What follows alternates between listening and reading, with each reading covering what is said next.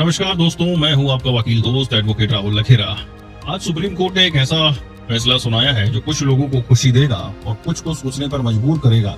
ये रिश्वतखोरों के लिए खुशखबरी है या नहीं, ये आप खुद तय कीजिएगा। मान लीजिए एक सरकारी बाबू है, जनता की सेवा के लिए बैठा है, लेकिन उसकी जेब में कुछ और ही खुराफात चल रही है। एक स्कूल टीचर को अपनी जाति प्रमाण पत्र आगे बढ़वाना है और बाबू साहब कहते हैं 1500 रुपया लगेंगे गुरुजी, बिना कुछ दिए तो आजकल पानी भी नहीं मिलता। अब टीचर बेचारा सीधा साधा आदमी, शिकायत कर दी, बिछा दिया गया जाल, रंगे हाथ पकड़ा गया बाबू। नोट गिरे हूबहू वही जिन पर पहले से ही निशान लगे हुए थे। पुलिस भी खुश, टीचर भी खुश, जनता भी खुश। लगा कि अब तो जेल की रोटी टूटेगी बॉस, पानी पिएगा भी ये जेल में। लेकिन कहानी में ट्विस्ट आता है। सुप्रीम कोर्ट ने कहा रुको जरा सब्र करो, हमारा सर्वोच्च न्यायालय कहता है भाई साहब सिर्फ पैसा मिलना ही काफी नहीं है। आप चौंक गए ना? हाँ, यही तो बात है। सुप्रीम कोर्ट ने प्रिवेंशन ऑफ करप्शन एक्ट 1988 की धारा 20 का पोस्टमार्टम कर दिया। कोर्ट ने कहा देखिए साहब, रिश्वत के मामले में 3 बातें साबित होना चाहिए। मांग मतलब डिमांड, स्वीकृति एक्सेप्टेंस और रिकवरी मतलब पैसे का मिलना। अगर इनमें से एक भी कड़ी कमजोर पड़ गई तो मामला गड़बड़ है। यानी सिर्फ पैसे का हाथ बदलना ही ये साबित नहीं करता कि रिश्वत मांगी गई थी। भाई साहब आजकल लोग उधार भी तो लेते देते हैं।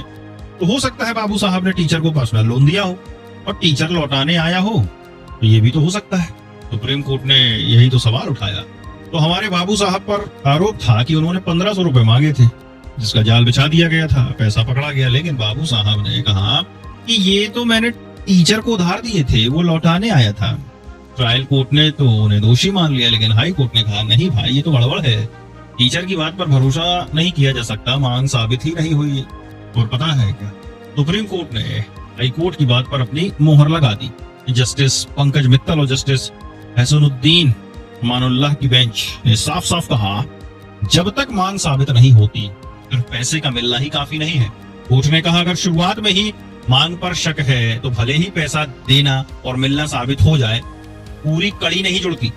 ऐसे में आरोपी पर यह साबित करने का बोझ नहीं डाला जा सकता कि वो निर्दोष है।